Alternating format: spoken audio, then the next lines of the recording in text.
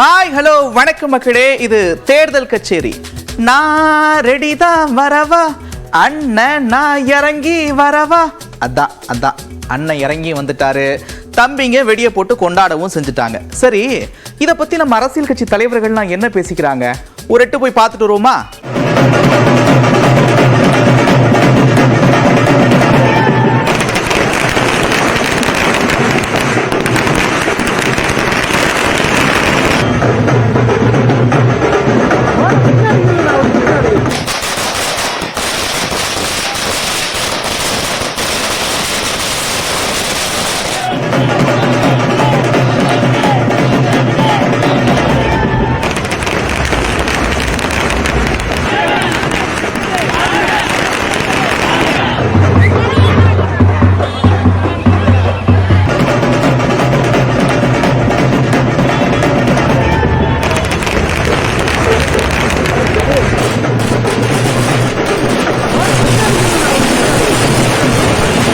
இந்திய ஜனநாயகத்தில் யாருக்கான அரசியல் இயக்கம் என்ற அந்த உரிமை இருக்கிறது.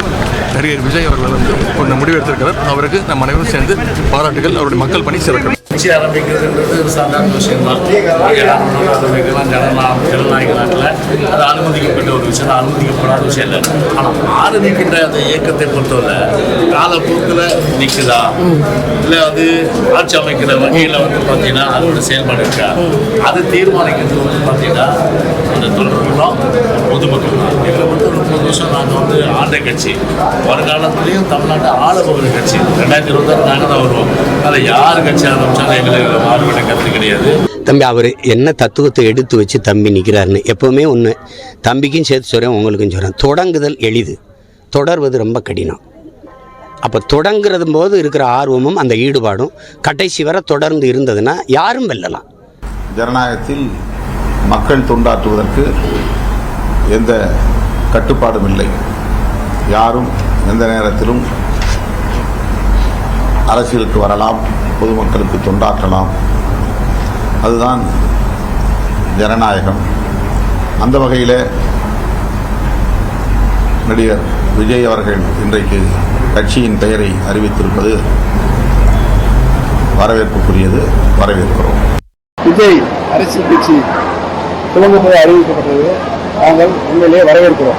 வேறு தமிழகத்தை தொடர்ந்து பார்த்தீங்கன்னா சட்டம் தொடர்ந்து இரண்டோரும் சட்டம் ஒழுங்கு விட்டு போய் கிடக்கிறது தமிழகத்தில்.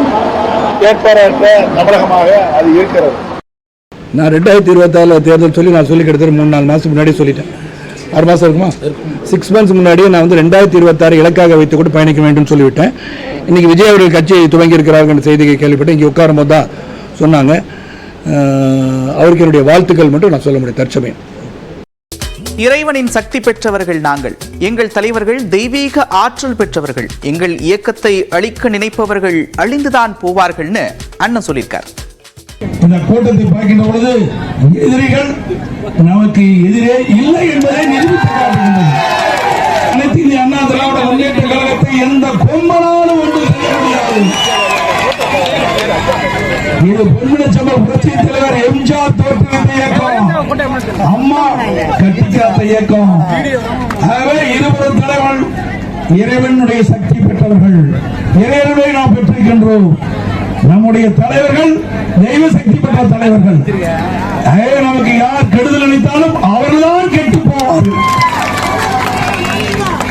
இந்த இயக்கத்தை அழிக்க நினைத்தார்கள், அழிந்து போனார்கள். இந்த இயக்கத்தை கெடுக்க நினைத்தார்கள், கெட்டு போனார்கள்.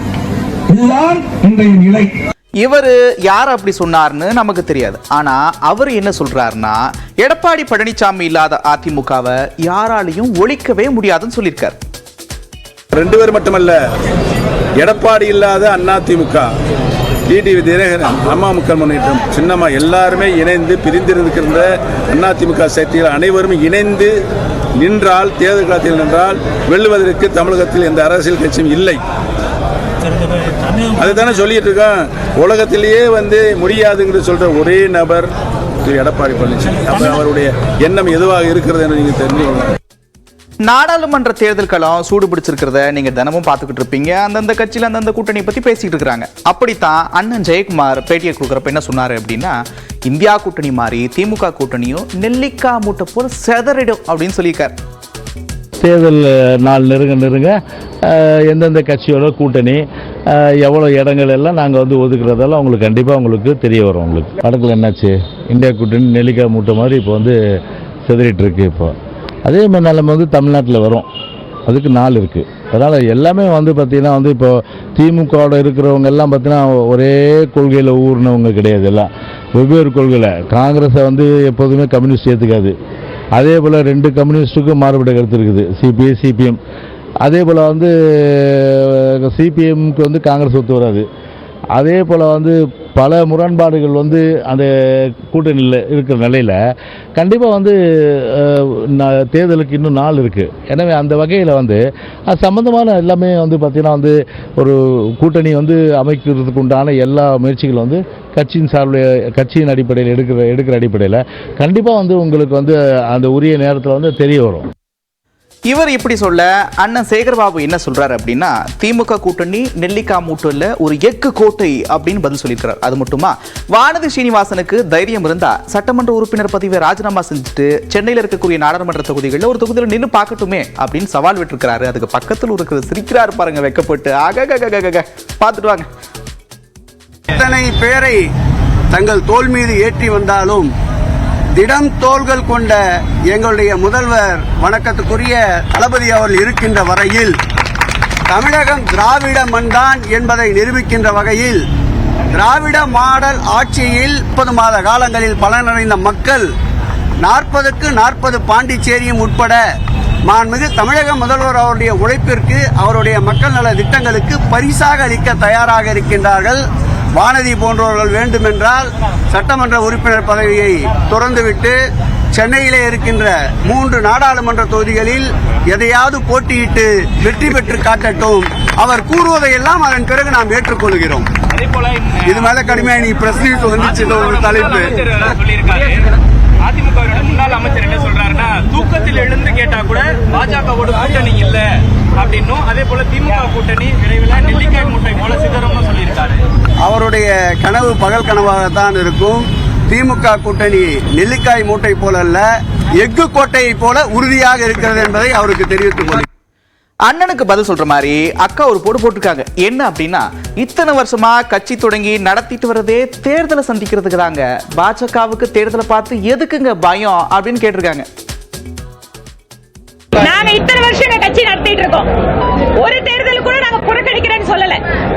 நாங்க மக்கள் கிட்ட திரும்ப திரும்ப வேலை செய்யறோம், மக்கள் கொடுக்கிற வாக்குகளை வாங்குறோம், எங்கள் ஆதரவை நாங்கள் பலப்படுத்திக் கொண்டே வருகிறோம். அதனால எந்த தேர்தலையும் பார்த்து பிஜேபிக்கு பயம் இல்ல.